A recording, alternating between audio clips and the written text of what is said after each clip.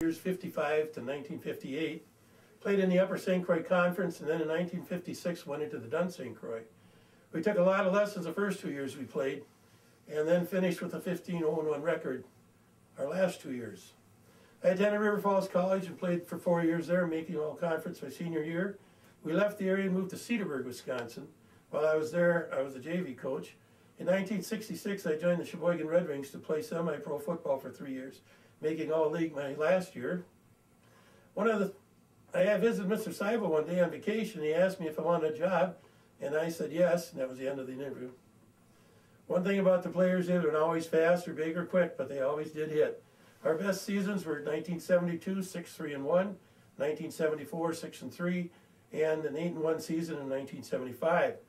We had to contend with the inner tube business that had to have the players at work by 10:30, because business back in the 80s was great there, and the farm boys usually had to leave by 5, which isn't the situation today.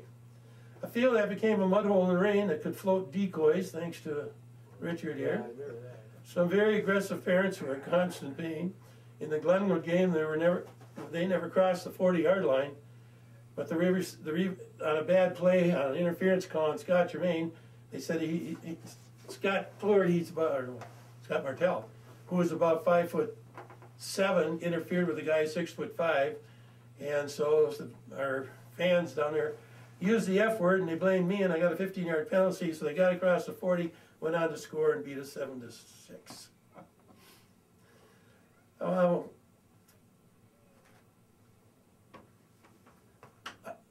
Being a local from the local area, I would hear a lot. I knew a lot of these parents, and they did feel no pain and complaining, but it's all forgiven. They're all gone.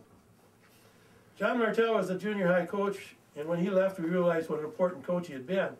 At that level, he put the junior high players in a position they would play in high school, and he was called our offensive plays in those years. Getting teachers who had played football and could coach was also a problem at that time. In that time, the 70s were a growing period in our enrollment, so our administration had a lot of problems with, we had to build portables, which wasn't good. There was a shortage of classroom, it was overcrowded. Kids could have 1 class or 2 classes and leave for the day. Later on, we had a superintendent who had his nose in everyone's business. He had us play in Richmond, which was 3 times bigger, because he could save a little money on transportation, versus playing St. Croix Lutheran, who we never lost to. First year, we lost by 2 runs to Richmond because they had a kid. Dave Marson could run him like a 10-flat 100, and we couldn't match that. And he got away twice. We had no one close to that. The second year, we lost there, and they lost 3 starters. And so they said all the Somerset boys wanted to do was beat them up. So that's how we got out of that game. I resigned, and Mr. Cook coached 3 years to 11-16 record. Then I came back, and we went 4-5, 6-4, and 3-6. And then Mr. Nemexkin came. Overall, we had a lot of support from the community and had a lot of good times and fun times in games. Today we have with Brian Moulton, which is a class of 1975. And Lee Baillargeon. 1975. And Rich Kohler. 1972. Okay. So starting back in the first year we were here, and David Plourde was supposed to come. I would say weak side, strong side, or weak safety. They knew nothing. Took a while, but we played to a 4-4-1 record that year. And the one time we had to go up against St. Croix Central, and they were dominant. They had Gerkink and some big backs. But I had Mr. Seibel come out and work with David Plourde, and I wish he was here to tell the story, because they had a really good end, 6'5", was it Hawkins? And he had scored a lot of touchdowns, and Mr. Seibel worked David over, get up close to him and get a hold of his shirt. Well, he rattled the kid so bad, David doing that, he had a touchdown pass, and he drops it in the end zone. At the end of the game, they kicked field goal and hit the crossbar. That was our one tie. Remember any of those good times? Oh, yeah. I remember them. What are some of the things you remember about? Well, actually, one of the first things I remember was you. What he didn't say was, when I grew up, he actually played football with my older brothers in town, and then our farm was about, what, a mile away from yours? So we were neighbors. So I knew Harold from the time I was born. Well, I never had him as a teacher, but all of a sudden, as about a sophomore, I had you as a coach. And I didn't know Mr. Rivard here by anything but Harold, you know? So I made the bad mistake of just offhandedly calling him by his first name. Well, I found that was a really, really bad idea. He took about 3 seconds to tune me up. I think I was on my back with your, you know? That and I also decided to skip a practice one day. You remember that one? Nope. Oh, yeah.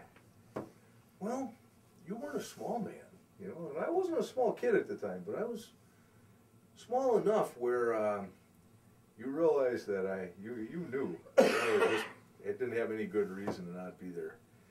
He goes, Kohler, come here.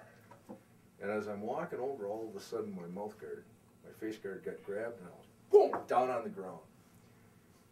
He knelt over the top of me, and then he put his knee on my sternum, and he picked his leg up. So he's balancing on my chest. He goes, you weren't at practice yesterday. Now, you're not going to do that again, are you? I'm like, no. He goes, oh, okay, good. He pops me back up and says, go practice. Yeah, that's true. But there was my memory, you know, I don't have a good memory, but there was a little word they used to call me that I objected to, and that's what he said. And I reminded him what he was called, and that was the end of it. Yep. He never said it, and I never, to this day I haven't said it, have I? No, never have. Lee, you have any memories about that time? Well, 75, a few memories of 75. Well, when we played homecoming, we played Plum City for the homecoming game, or it was actually 74, because we graduated in 75. So, but yeah, I remember kicking off, and I think we ended up getting 6. We had 22 points before the 6 minutes were of that first quarter, and then we just kept rolling on the whole that whole game. We had a great season that year. We're saying we were 6-3 that year. We were undefeated till I think we lost to Glenwood City, and they were huge. They were, I think 19-0 on them, and then we of course had Spring Valley, but we played them pretty tough that year because the year before we lost them 50-0, and then our senior year we ended up losing Dome like 0. I think I said 28-0, or they beat us 28-0, and then that year that it was our 8th grade year we were undefeated. So then we were hoping for an undefeated season our senior year, I remember, and then we asked George Weir to come back for that Spring Valley game, and because he was our head coach, and Johnny Martel was our coach for our 8th grade season. But yeah, that was Who were some of the other players on that team, Lee? for Like our the quarterback? Yeah, who was quarterback? Brad Wishard was quarterback. Tyron Langness was quarterback. We'd alternate back. I was a center. Brian, what were you? You were. I was a split end, tight end, Okay. whatever. Safety. Yeah. Whatever they in safety, played free safety and defense. Yeah. Roger Newman was a right guard. Brian Benas and Bernie Bowlby, they were right on the line with us. Tom Lemire was tackle. And who else was on the line there? I mean, but Bob Wold. He was either on the line or something. We were pretty small linemen, but we had a great seat, because I was 5'6", 180, and Roger was probably 5'6". We had a good coach. Yeah, we did. That Glenwood, that season, you talk about 6, we were 5-0. And Bobby Waters was the coach as a quarterback as a freshman. Yeah. Oh, Mickey Foster was. And Mickey he was Foster the running there. back. Yeah. And we played Boysville. John was a freshman. We played Boysville with those 2 McIntyres, and they couldn't even step on the scale for wrestling because they were more than the 350. So, and I remember blocking against them guys for Boysville, and we beat them. But I say Boysville our senior year, we beat them 26-8. Kids still, but Mickey could run around them guys, So. We were 5-0, and then we tied at the end of the season. But in 3 of those last 4 games, we lost, and we lost them all in the 4th quarter. Yeah. It was late. One thing I remember is being a receiver is we weren't a big passing team. We ran most of the time, kind of like Coach Larson today. But I always remember Harold always said, you touch it, you catch it. To that day, that's still sticking in my head. And I don't think I ever dropped too many because when you're only getting the ball so many times as a receiver, you're not going to drop it. You know. And I can always remember Brian that was a high hurdler and fairly good speed, but at safety, nothing to match the kids today. But he was so tall, and they tried to throw him, and you could see them with open legs, and he reach up, knock them down. Oh, yeah. That's... Anything else, Rich, in your time, those early 70s? Oh, You had Joe Walquist and Joe Walquist, Dave Ford, Randy Martel. Boy, it was a bunch. We were a handful for you. You know, just trying to keep us all. tell us about the field. Oh, the field. Our junior year, they hadn't. Matter of fact, yeah, our senior year you had fixed the field, but our junior year there was potholes out there if it rained, and it rained that entire season. I don't know if I've ever seen a rainier season. We got to the point where, as a joke, we started putting ducks out. Yeah. We had a plastics I class, remember that. and we made styrofoam duck decoys. We'd have a whole set of duck decoys out on the field.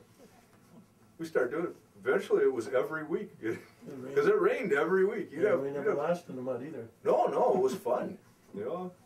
I got in '72 or '71. It would have been Yeah, their it would've been senior fall year. '71. Les Lindstrom came, and we went out to some hayfield, mowed it down, and cut the sod and resodded the whole football field. Actually, that it season. came off of a knob out at. Oh, I don't know Rod about the Farm. whole field. But Yeah, up by the front. I remember that. Come on, he had the buses. Sinclair. George Sinclair. Yeah. He donated, and we basically cut a hayfield out there that had been mowed. Yeah. We And took the whole top of the snob resodded off, the and whole field. you remember the new I want to say goalpost scoreboard. Yeah, we. Well, Yes, the that's- class of '72 decided they had money left over at the end of their senior year, so we bought the scoreboard. Remember? Yeah. But they weren't Very going to well. let us hook it up because they had just put down this new sod, which was grass. So somebody, I don't know, was it you? Somebody got the idea. It was my brother. Well, a bunch of us got the idea that, if you dug the trench for them, so out there on a Friday night, we all got together, called up as many football players as we were sworn to secrecy, and we dug it about 3/4 of the way across to the goalpost from where the juice was going to have to go. And I got a call about 8 o'clock in the morning from old Bob Seibel now. This was Bob Seibel Sr., who was, at that time, superintendent of schools and principal. Roger Meyer was principal. Yeah. And he said, "Do you know anything about somebody digging a trench across the football field?" And I'm like, and before I had a chance to say another word, he goes, "Well, I just want you to deliver a message. Whoever did that, if you do know, tell them they better get out there within the next hour and finish the job." So out we came with the shovels again and dug the other quarter. And we had our scoreboard hooked up for that season. Going back a little bit on that, Rivard Stone brought in load after load of fill. And then George Sinclair gave us the grass, Les Lindstrom cut it, and we had 40, 50 people. Oh, I remember. Sodded the whole field. Oh. And now it's grown back really good. And we had to play Osceola, and if we'd have played at home, I know we'd beat those guys. And somebody decided, oh, you're going to ruin the field. So we had to go up there. We lost. Yeah. And then the scoreboard, that's another one. They brought the money and they planted. And when Louis Martel put it in, he put it into stayed. He put a big, 4 feet of cement down. It wasn't going to move on each post. And then those guys went across and they wouldn't wire it. Oh, we can't. Every excuse in the book. And Yeah. so they cut it as trench. But then who spent the rest of the day getting all those points down 18 inches? Mr. Myron and I. Oh, yeah. And then Forgot Tom about that. Tobin wired it, and Friday night we had our I scoreboard. remember Yeah. it was all rock. I remember And I we never did ask. Oh. was trying to It dig it, was. and it was crazy. It was terrible. That was you. Yeah, you were the big guys. I mean, you were the seniors. Yeah. We were little freshmen. So, And we had our scoreboard, yeah. It was great. But they moved the scoreboard up to the high school, and they went to dig out those 2 corners. They couldn't. They were so big. they couldn't get all that cement, so they cut them off, and that's why the scoreboard isn't another 4 feet higher. Oh, that's why. Yeah. Oh, I didn't know that. Louis built it to last. Actually, you guys might know something about this. There's, just for the audience's information, there's a couple of gentlemen who got a couple of years on me and you. I understand that the original dirt to set up that field back in the 50s came from my dad. Scraped it off of, where were they living? Up by Riverdale. Elmer Olson hauled it out of off the river's edge land, and they didn't have anything to pick it up. A lot of it he shoveled on himself, Yeah. and then hauled it in, and then Harry Deltz and Helmer leveled it. But at one time, there was a lot of disrespect for the field. The village decided to dump the snow off the street right on the field. Couldn't believe it. On the field? They dumped it right on the field, and the girls in softball, we had to rake it, glass all over. That's how much cared about the field. It belonged to the village. That was the big problem. And people really liked that field because you could walk the hill. That's why we had a lot of trouble getting moved. Oh, and we did. Yeah, we used to run the hill. I'm not talking about that. Side part on top. Many times. Yeah, we always ran that hill, and I started with Mr. Oh, Seibel yes, we started it. Oh, did you guys? back Oh, in yeah. '54. Oh. 25, 30 times every single night. Oh, yeah. Right after practice. And we never had a lot of injuries. Yeah, that's in that right. time. One Every other guy thing- in town must have had a respect for that hill. One other thing is, we did too, we didn't ran out, you were saying we ran out of places to, because we were getting so much bigger, so we ended up practicing at St. Anne's behind their school, my whole yeah. high school That's right. career. I think we were, did you guys go up to St. Yeah, Anne's? we were, my So senior then year it was we were our 4 practicing. years of football was up at St. Anne's. We practiced up there behind, with salt Yeah, tablets. that's We right. didn't get water and sugar, we just gave the salt tablets and that'd make it, that'd be the, okay. Yeah, we wrestled inside in the Yeah, winter, wrestled in we the practiced outside in the fall, Yeah. for football. Did we play up on when you guys were in Yep. school? Yeah, we played them and beat them 30-14. They had some tough. They were always tough. We never ever lost to those guys. The one year they had Roger Kopp all conference coming back, and Baloo all coming back, and Johnny Martel and I were reffing basketball, and their coach, just a monster of a guy, was refereeing, and he called John to give him a technical, and John did. And later on, I didn't call it, and he got in my face, called it, I did. So he lost 2, so we were out of here. After the game, I had a brand new shoestring on that whistle. Yep. And I knew he was up to something, and he come, and I was standing there, and I said, boy, if he hits me, I'm gonna hit him. But he's gotta hit me first. And he grabbed that whistle, and my new shoestring snapped. He went into the locker room with it, and Mr. Seibel went in and got it. I put it in my folder, and the next year, they had the good team, and we were fair. And every time I blow the whistle, I'd forget it was broke, and it'd fall, and the guys would look, and we beat them pretty good. Can I add something in? I don't know. Eventually, the old office in the back of the locker room, his office, in the window, we come in one day, and here's a piece of tag board about this big, and taped onto there is this athletic shoestring. And now, mind you, this is a brand new athletic shoestring. How hard do you have to jerk on one of those things to rip it in half? That's a pretty good.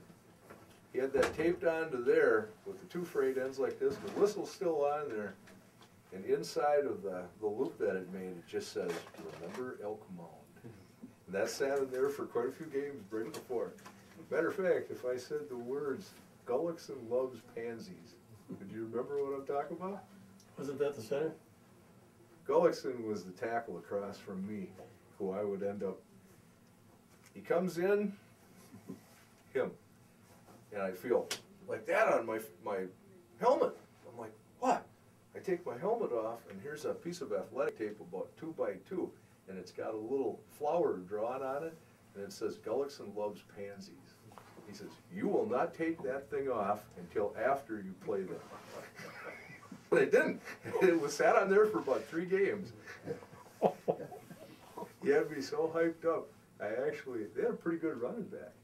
I actually ran him to ground, and I was a slow, fat little goober.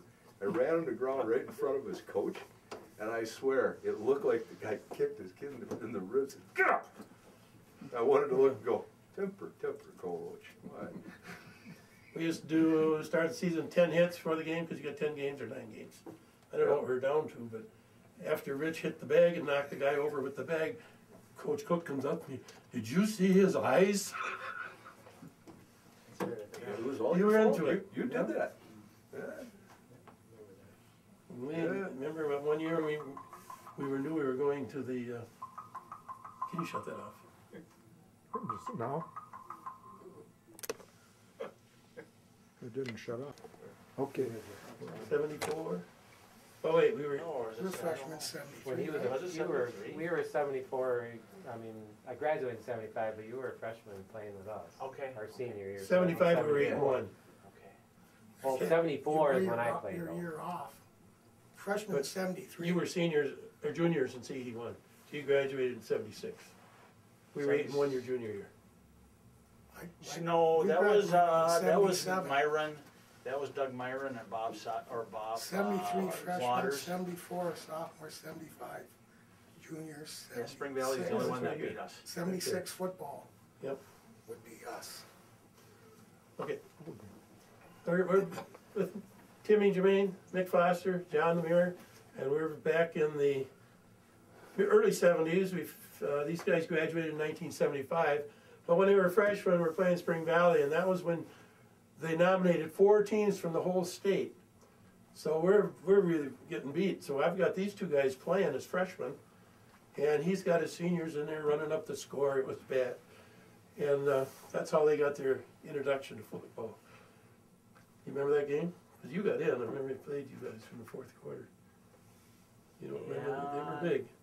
Is that the year that they were almost college material? Oh, they had all the, yeah. Yeah. Johnson went on to Colorado State. Yeah, they were quite a team. Which team was Royce that? Keir, That year, Lamb. me and you both got in. You ran. I think you ran the ball for. You had a good run, didn't? Yeah, right in the 4th quarter. Yeah. We're down 44-0 or something. I think you put the JV in Yeah. at that point, and we did pretty good, I think. He kept We his felt starters like in. we were pretty good. Yeah. Yeah, so we finished that year, and then the next year, these guys were sophomores. One more time in the freshmen, I remember Elk Mound, Randy Dodge finally got in shape that game, because over the summer, he went from 190 pounds to 230 pounds working at the gas station. And he was so out of shape, but that game he got back, and he kicked off and put it over the guy's head. He got it, they fumbled, we pitched it to Mickey, and they didn't know how fast he was, and around the end he goes, and we knew we had him then. Remember that game in Elk Mound? Yeah. That was a tough place to play over there.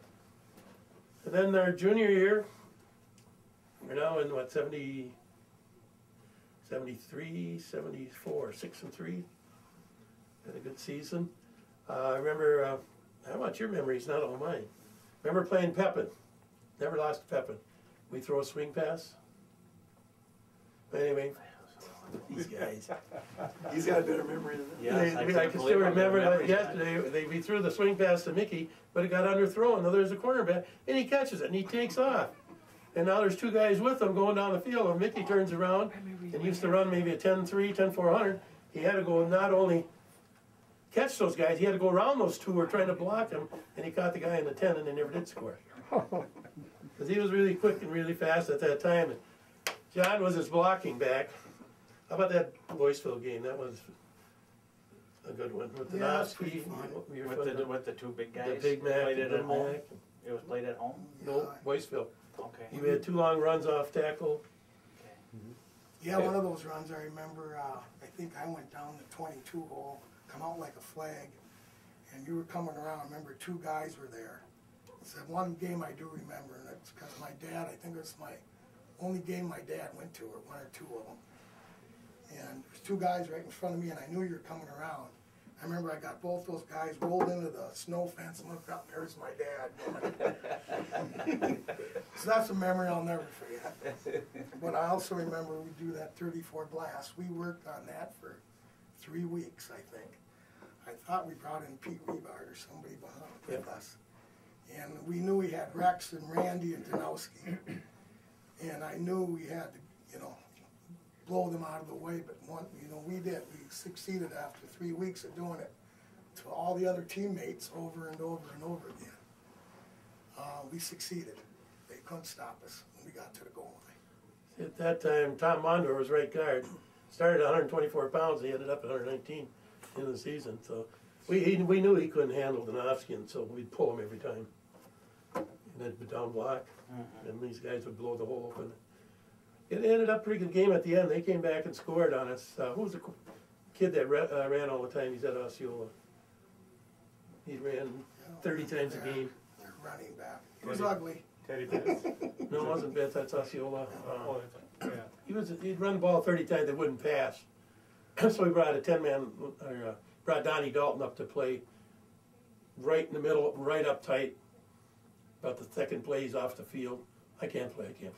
What are you talking about? They stand up and I can't see nothing. He wasn't too tall either. Yeah, that was a good game. Bennett's was the guy. They ran all the time. Yep. And let's see. Next year, that was our good season. We started down in Elmwood. Let's go through that game. Remember that one? They had that DeLong at halfback. Yeah, name sounds familiar. Yeah, that sounds very familiar. Arnie He was McCurran in was the track coach. too. He was in track too. Yeah, we got to know a lot of the guys from track. Yeah.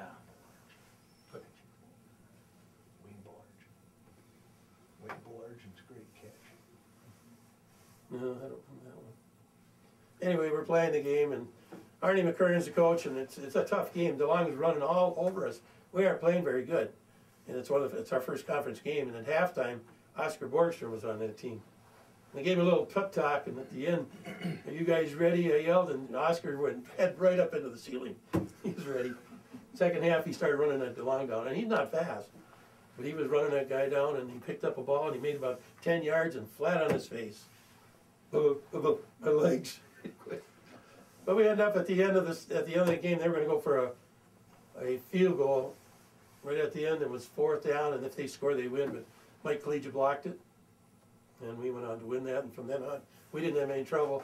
We ended up both 7-0 with Spring Valley. Now you guys have memories there. Spring Valley. Oh yeah. But, the problem with Spring Valley, we played Elk Mountain the previous week. Yeah. And it was like playing on concrete. Yeah. I'm younger than these guys, and I remember that game. Speaking of Wayne Baillargeon, didn't he play that game with his shoulder strapped to his, We didn't get that far to yet. his side, or not? Spring Valley wasn't at that game. Yeah. But we lost. We beat Elk Mountain, but they had, I can't remember the guy's name. He didn't have a cleat on the end of his shoe. And he got Greg Peterson, who was our starting right guard, starting defensive tackle, in the heel and had 16 stitches. So we lost 2 players right there. Mickey, I remember, went down and hit his head. He was a little woozy then, but at that time, got stars, all right, you'll be all right. Yeah. So he was not the best after that. And you wouldn't realize it because you Yeah. think you're doing all right, but you're the same. Fingers do you see? And then who else did we lose that game? Well, anyway, now we go down to Spring Valley, and we're getting ready for the game. Wayne Baillargeon, mentioned Wayne, is our leading school tackler for 3 years. I taped his ankle, then I taped his knee. Coach Cook taped his shoulder. He goes 3 plays, he can't play. So we lost our leading tackler. Pete Rivard is a freshman, he went in at nose guard, scared the crap out of him. But he had to play, we didn't have anybody. That week in practice, we did repetitive drills, we were scoring left and right. And Tom Bell is getting a little mad about this. And Myron ran and he pulls him backwards. He landed on the ball, practically fractured his arm. Couldn't hold the ball until, this was like Tuesday. Thursday he could finally hold the ball, but he couldn't throw. So Bobby Waters, the flanker, we tried to run him around, but we found our center couldn't handle anybody. And their tackle made every play on that, so we couldn't run that play. Mickey gets away in a long run. Did he score? What happened? Every time. See, he had a concussion. The guy makes a diving catch and grabs him by the shirt. That was early in the game. We were not going to win that game. No way. We had a big drive going, and David Johnson was our tackle then. Because we like to put our strongest guy at right tackle. And I always told him, you got to hit him hard, teach respect, right? David gets a 15-yarder.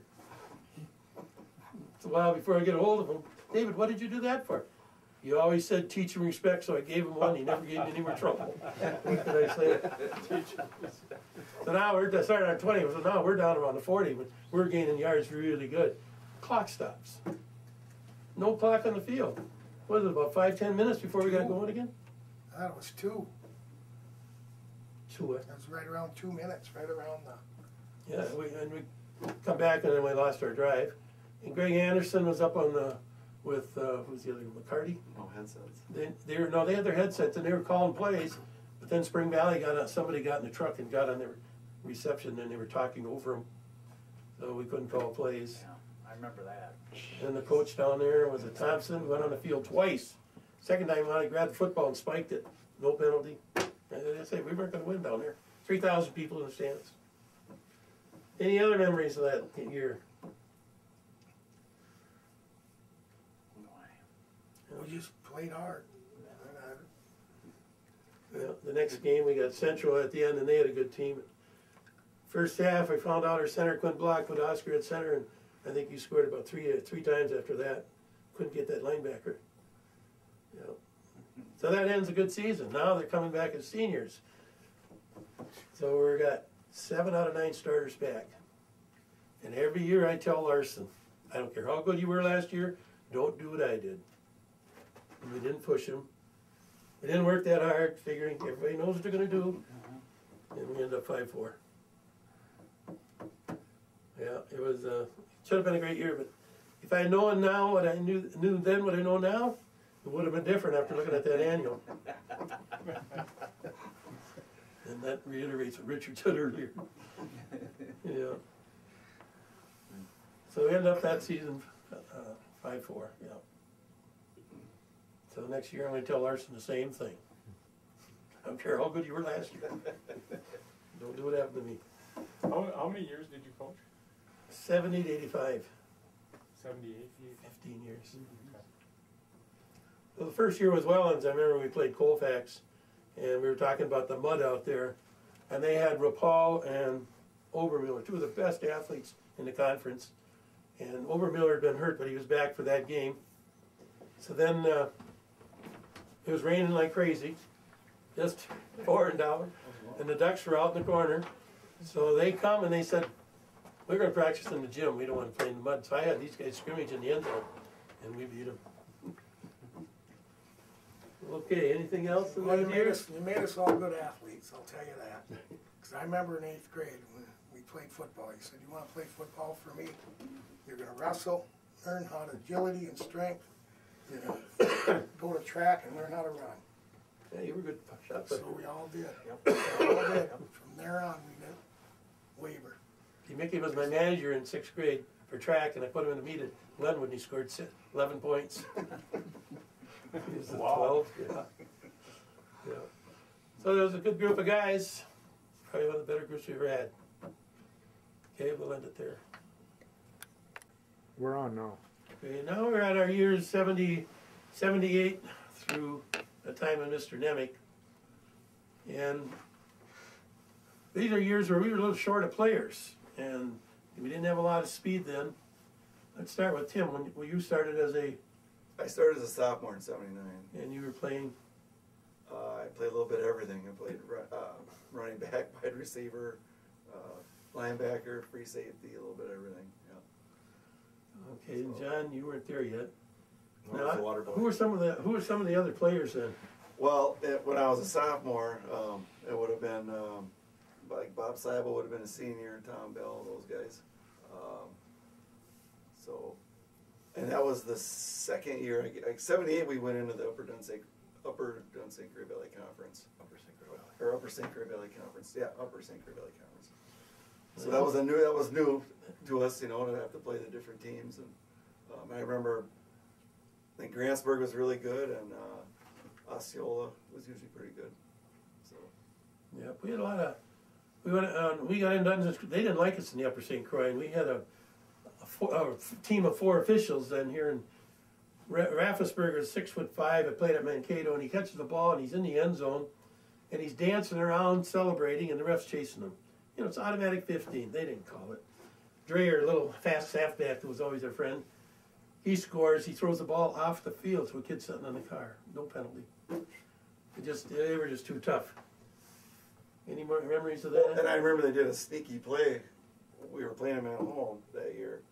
And I think Well, that was 2 years later. Roethlisberger was standing on the sideline. That was 2 years Oh, later. okay. That was a sneaky play on Yeah, so, who else was playing at that time? Who were seniors? Bob Seibel. 78 would have been. Bob Seibel's freshman year, or sophomore? No, he'd have been a senior in 79. Okay, when Bob Seibel started, a big kid at the time, and he played quarterback. And the year before that, the year before that, he was a quarterback, but Yep. he was a rookie, and we had a lot of problems with that year, and didn't score much, and he ended up 3-6, and then we had a 3-6, and we get to Osceola game, and I might be confusing two games here, but his senior year, he got hit early in the season and threw his shoulder out, and so you could see there was a little bump here. So the first aid guy always said, when you leave the field, put your hand underneath their shoulder and pull on their wrist, and it went back in. But we couldn't play him at quarterback anymore. So Ricky Forrest then became our quarterback. And we had a lot of trouble with that Osceola bunch. Second year we went up there, where's Gelly in this? He would have been younger, I believe. That's a couple years later, I believe, maybe 83 or. Yeah, much later. I remember the Spring Valley game when you were quarterback. Yes, I did. I played quarterback. Quarterback, you know. And it was down, was it overtime? Overtime game. Overtime at game. Spring Valley. First down, first play. I can't remember what play. He fooled him and ran Danny Hall left. Yep, that's right. Got down about the 3. Delbert goes right. He was a good runner. So now we're on 4th down and 1. Cook asked me, what's the play? Timmy knows, give it to Delbert. What did you do? I hope I gave it to him. No, you didn't. He ran around the end and lost yards. So I can't remember that. You know, we got in trouble at Spring Valley. Did you get in? He lost yards. But he only had Delbert. But that was the only game I ever played quarterback. Yeah. Maybe that's why. And Shar came back. Bobby Shar came back there. Yeah. Then you went to him. Yeah. Yeah, we had a lot of problems on Spring Valley with those guys. They were a good team. I mean, they were a good team. But we had them. Speaking of Spring Valley, Bob Thomas, their coach. Yep. We're playing him at home. I think it was the year before, because I would have been a sophomore. And I made a tackle by their sideline, and he picked me up and he grabbed me and threw me back on the Did field. they penalize him? No. No. I mean, it was like, nowadays it would be called out. It was Woody Hayes, man. Well, the first time we played Spring Valley, Donnie Wishard was the linebacker. And he went on to Mankato for a year. He was really good. He was about 210. But he hit those guys pretty hard, and 3 times they fumbled. So we were in the game, but halftime we had a long pass to Steve Moulton. He falls on the 1 yard line, and time ran out. We didn't get to score, and we ended up losing like 22-7. But it was a great game. Any other games that you remember? We didn't have a lot of success, so it wasn't. A lot of big guys, a lot of speed. Delbert was our leading rusher. He was a good. He had over 700 yards, but he had like a 5.3 40. Yeah. He wasn't fast. He was just really strong. Now, these last few years, we're down 4.6, 4.7s. We had a big line. I remember that. Brad Bellil, Steve Lemire. We had some big guys. Yeah. We were big. They were big, but they weren't fast. No. Yeah, I remember that. We used to put them in towards the end zone together, Yep. and then blast behind them. Yeah, we went unbalanced. Yeah. I believe, yeah. Used to. Gotta tell Larson that one. Put in an extra lineman.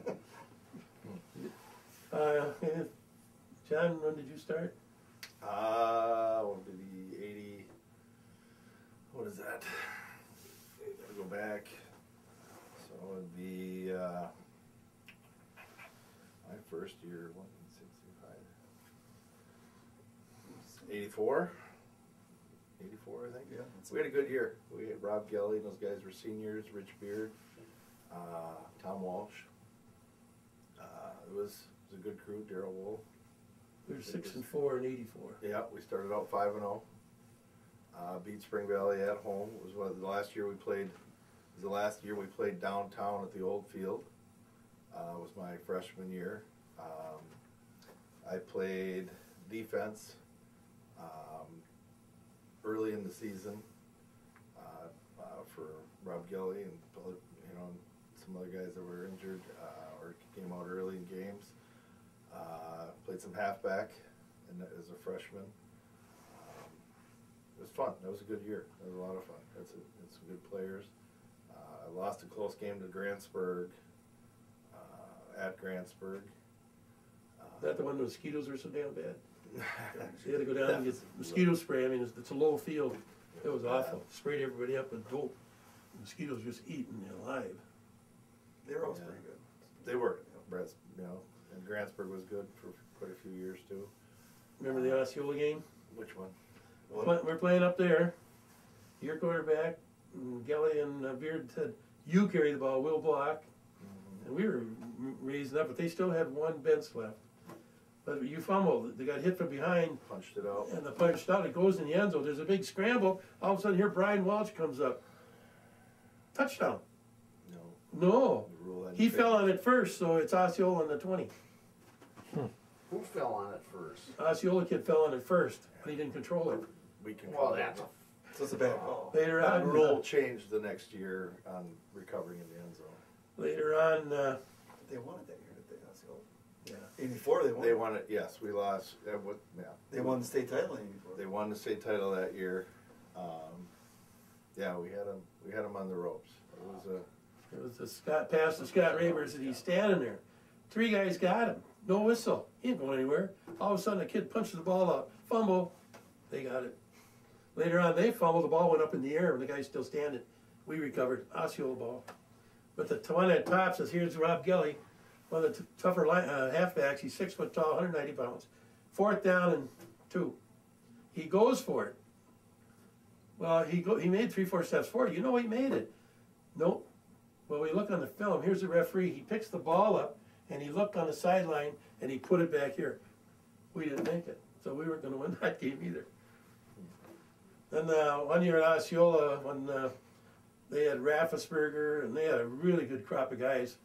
And Tom Bell is going down the field, and Raffensperger nails him. He gets a 15-yarder. Later on, Brad Blow gets into it, kicks him out. Who was the next guy? Anyway, we had 3 guys kicked out of the game. So now Mike Germain, I think. Scott Germain, Scott Martel is blocking. Raffensperger went by and nailed him in the back, and Cliff Hall and my brother all see it. So later on, Ricky went out. Bobby Seibel went in for the first time. He throws a long pass, and he's standing there watching. Raffensperger nails him way after the play. Throws a 15-yard penalty. Did he get kicked out? Nope. Well, I go on the field yelling, you kicked 3 of our guys out of the first one. That's Rivers. Pause it for a second. I played, well, don't quiz me now, my memory's not. You gotta introduce You him now. graduated? I need cheaters to I read know. this. All right, tell me what year though. He was 4 through You gotta 86. Introduce him.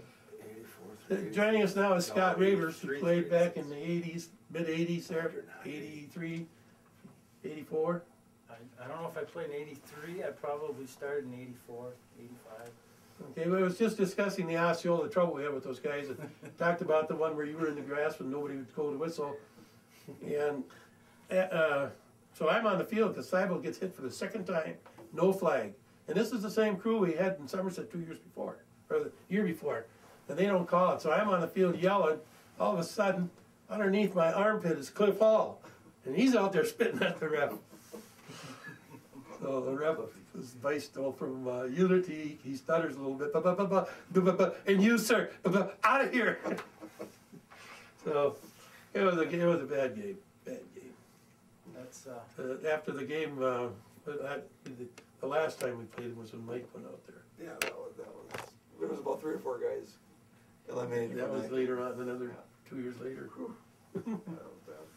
So Scott, what do you remember about that year and those games we had with Osceola? I just remember Osceola being they were the tough team to beat. They were the ones that it seemed like we could never beat them. They were the rivals. They were the team that we always got up for. But I think my junior year, we ended up going up to Osceola and playing up there. And this was, I think, the year that they ended up winning the state championship. So they had a really good team. And we actually played them. Oh, no, I'm sorry. I'm confusing the two. They came down to Somerset the year I was a junior, and that's the year they had the really good team. I think they were undefeated. They had a kid named Ted Bentz, Yep, Todd Teddy Bentz. Ellison, a couple guys that went to college with Brad Marshallowicz.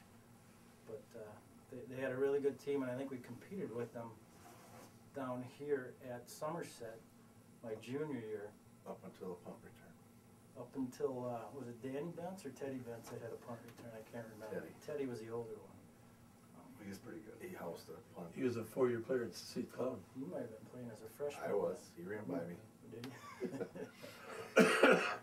But they had some good. They always had good athletes, and they were the team to beat. We just my junior year we didn't beat them, and I think my senior year we went up there and we competed with them. But we ran the ball up and down the field, but just didn't punch it in. I think it was a close game. We just I don't know if that kind of tied into the story you were talking about, the refs, but that we got down close to the end zone, 10-yard line. Somehow it was 4th and 1, and we supposedly got the full yard and went back and forth. And the video proved, or was supposed to prove that we actually got the first down, but the refs didn't see it that way. So. You know, going back to Spring Valley, I don't know if I think you guys were playing yet, but they'd run 2 guys on the field and huddle up, and three off. But the third guy would stand on the sideline and talk to the coach. And Tim Metterjean's back there watching this, but he don't see that guy, so he's moving in. And Brad Wishard's on the chain. He said, "Oh, they got a secret play. Look at it!" And nobody's looking. And sure enough, they did it like twice on us and completed passes. And I had to apologize to Tim because nobody saw it. After that, that's illegal. You got to be in the huddle at the start of the play. Yeah. Well, that's what I meant. Osceola did that play when I was at Somerset, and I think I was a sophomore that year, and it was Rafflesberger, I think. Yeah. And that's what they did. He standing on the sideline and nobody's watching. Snap, throw a bomb for a touchdown. See, that year, Spring Valley was undefeated. Spring Valley scrimmaged Osceola until this was one of the early years, and never gave him a first down. So now at the end of the season, Osceola wins our conference. They're playing Spring Valley, and it was a heck of a game. They had an Italian kid that went 70 yards right away in the game, and the 2 little Heyman brothers were linebackers. And I still remember Bruce Larson. He went through, and he's taking his guy 10 yards downfield on the offensive block, and the little Heymans would run in and make the play. And Osceola beat Spring Valley. And they pulled that same trick play on Spring Valley to beat them. That was a great game. It was a high-scoring game. Yep, they got what's coming to them there. What comes around goes around. Yeah. When Johnny was a freshman, we had Rich Beard, who was like 220 at the halfback. Should have been right tackle. And we had Rob Gelly. Yeah, we always made yards, but we just the one year we had Mr. Crisp as assistant. He liked to pass a lot. I remember against Grantford, we stopped him 3 times inside the 20 and lost the ball 3 times, twice to interceptions. I think we were averaging better than an interception a game. So that didn't go over too good, but that was one of the last years I was coaching. You know, I think that we wanted to throw the ball a little bit, and I think at some point we figured out that wasn't going to work, and then we shifted gears, and I think we put PJ went into the backfield, and we kind of rearranged things and started running the ball, and I think we ended up winning the second half, winning the games that we played in the second half of the season. So at the start of the season, we only had 22 guys. I had to make PJ into a center, and he didn't like that. So we had a whole new line. I think Schottler's were out with the Milk Buds in New York, and Benny Bro was up fishing, and we started with 22. We ended up at 45, but we had to do a lot of recruiting. So that was tough to start with that. But then later on, Todd Germain was the halfback. Darryl Wood was quarterback. Probably trying to run that Bayport veer like Stillwater, so that he could give it to Gelly, or he could follow, or he could pitch. He wasn't supposed to run it because he's not that good a runner. So he went and saw Stillwater play, and they had that, was it Flancher, a soccer player that was all-state, all-American, and he would give or follow or run or pitch. But the run came in, so I remember playing luck, and Darryl tried to run it about 4 times. Couldn't go. We had luck. That was a tough game in the wind. We ended up interception cost us, and I think they went to state that year. Yeah, too. Luck had a pretty good quarterback. Kreutzen, I think, was the name of the quarterback. That he went on and played at McAllister, I think, over in the cities at MIAC conference. Running back was good too. In there, He played Division II somewhere. talk about superintendents, and the superintendent called me in and said I had to meet with the principal at high school, and he right away objected. He didn't want to meet. And a couple of our infants' parents were always on his neck because their kid wasn't playing very much. And he was always on, this would be Mr. Mosier. So he'd call me in all the time. So the 8th grade, and my oldest son's class, they lost 1 game in 3 years. Bruce's class lost, they're undefeated for 3 years. So at the end of the season, I'm going to bring up John Pettit and Eddie Galway and start them in that last game. They're going to be starters the next year. I got calls from Ren on the car, you're not going to do that. They're undefeated. That's important. Who remembers it? Anybody? So we had these 2 good classes. I thought that was it. When they called me in, and I quit. So I resigned, and for Mr. Cook coming, his whole objective with these good guys, by the time they're seniors, they're going to be state champs. So he started some of the sophomores that weren't as good as some of the linemen that were there that he put on defense. And they went 3-6, 3-6, 5-4, and it just didn't pan out the way he had planned. So then I came back, and we went, what, 4-4 or 5, then 6-4, and then 3-6 again. That was some rough years in there. We had good kids, but just, in fact, the Osceola game, that's when Teddy Bentz was there. We had a really good team. They had a good team. They had Teddy Bentz, and we had Rob Gelly on linebacker. He kicks off, but now he's got to change his shoe. He got to come out. I don't remember who he put in at linebacker. Teddy Bentz cuffed the middle. Gelly would have made the play. The kid there didn't, and touchdown. So we're still in the game. We're going down the end. We score. Ricky Fleur had, what, 230 yards rushing? Yeah, he had a big game. We were unbalanced left. So we had Bruce, probably the best blocker, Dwayne, a hell of a blocker, Gelly, 3 big guys here. And he was going through there for big yards. And they're the best team around. And we're scoring that much yardage. Got down to the end, we go for 2. And we had Galway and Rick lead, but John, when he took off, stumbled a little bit. And he didn't get to outside, and he cut up, and we didn't make it. We lose by, what, 2? So then when Monday morning comes, Mr. Cook was always afraid they're going to know what he's doing. I still can remember standing there, Rick, I know you had a big game, but don't count on doing it again because we're changing things. He put Bruce out 10 yards for a split receiver. He got hands that are boards he can't catch. And we lose to Luck, one of the poor teams. Yeah, Mr. Cook. Yeah, he had a few ideas. Yeah. See, Mr. Seibo was coaching at that time. We always had a pretty good defense, but just couldn't do it. Any other memories when you were junior, senior? Going through. I think you're the youngest now. Yeah, yeah. Moving up to the new field was fun. Over the years, it was, it's become quite an environment up there. It's definitely changed from '85 until now. I don't think it was a place too many people feared to come play in the early years, but through the mid-'90s, and there were some good teams there, made the playoffs, and had some good runs. But we've only lost 3 games at home in 15 years or 12 years, I think. So it's fun to play home. It's like no other place in the county or in the conference, however you want to look at it. It's a pretty neat place that we've built now, with the help of a lot of people.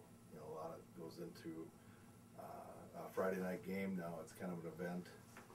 We have people show up 2.5 hours before a game to put a carpet or a blanket down for their seat.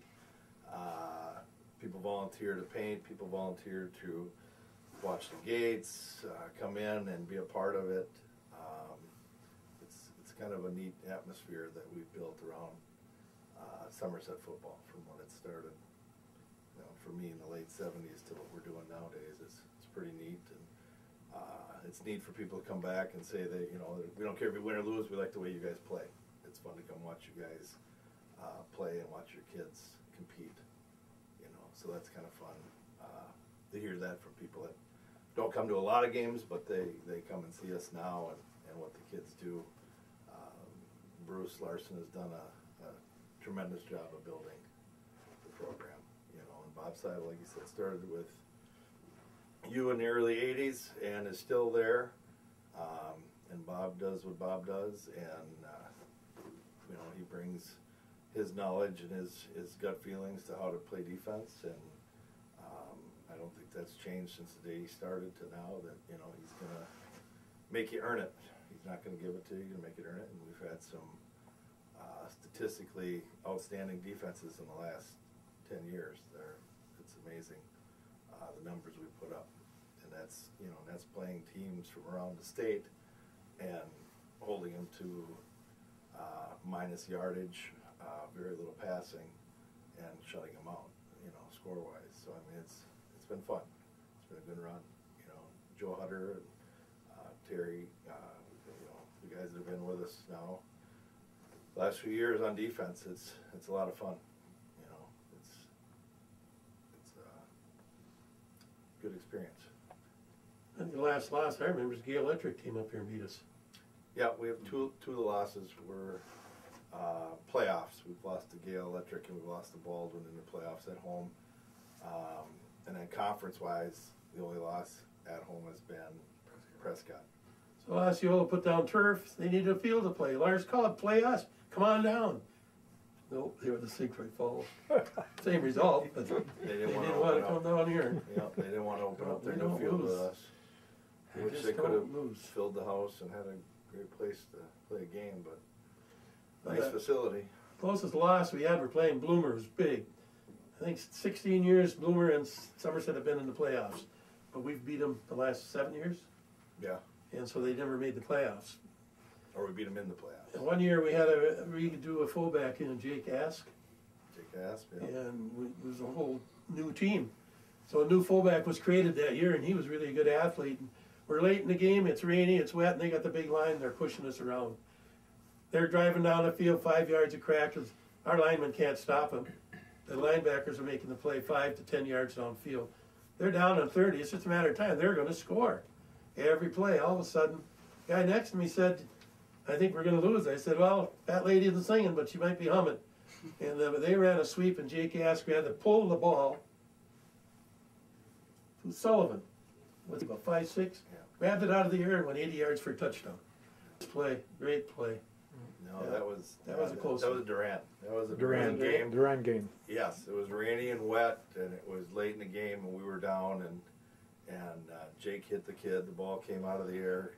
Sullivan catches it and goes 86 yards. Game over. No, Get back on the bus, Durant. now Yeah, look at that our was- luck. We're playing Frederick when Danny Hall was playing. Any of you playing then? Yeah, Danny Hall at Frederick? You were, I would and you were the scorer. So anyway, it's a tight game, and we're on the end. We're on the 5-yard line, and the refs called a penalty on Frederick, and their coach come out, and he's just steaming. And there's seconds left, probably 10, 12 seconds left. So we're in the huddle, so we go up to call it. The guy is still out there bitching. The ref sends us back in the huddle. I think we had Schottler at Joe at center. We had a pretty good team. And so we got one play coming, and we're going to run that blast, but fake it and throw Timmy the ball in the end zone. Because they were rushing everybody. It's going to score. All of a sudden, we're in the huddle. The ref goes up, and I'm going to start the ball. Clock on the whistle. He blows the whistle. We run up. Timeout. We're done. That was bad. That was so bad. Yeah, that was our luck at that time. No luck. Oh, yeah. Frederick always had pretty tough teams. They were pretty good. Another time we were playing St. Croix Falls when they had Edling. Scores in every game. He was a big punter. Yep, he went to the University of Minnesota. Yep. So I told Danny Hall, you got to cover him short.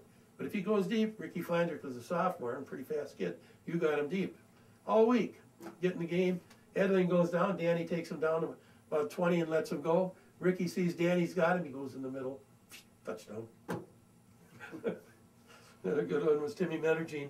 Campo moved into St. Croix Falls, scored a touchdown every game that year. He's a pass receiver, really fast. We're playing in the rain. Timmy comes up at 5 yards. Guy takes off. Timmy can't keep up. Oh, man.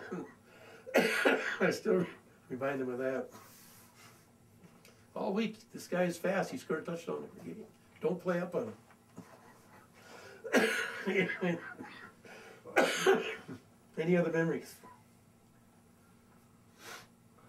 I guess a memory of mine would have been you were my coach my freshman sophomore year. Then Jim Cook was my coach my junior senior year, and then you came back 2 years later I think 3 years later or 2 years later. He was there 3 years. And Pettit tried to get him in Pettit here, but he's breaking ice dams out in Boston with some guy. Yep.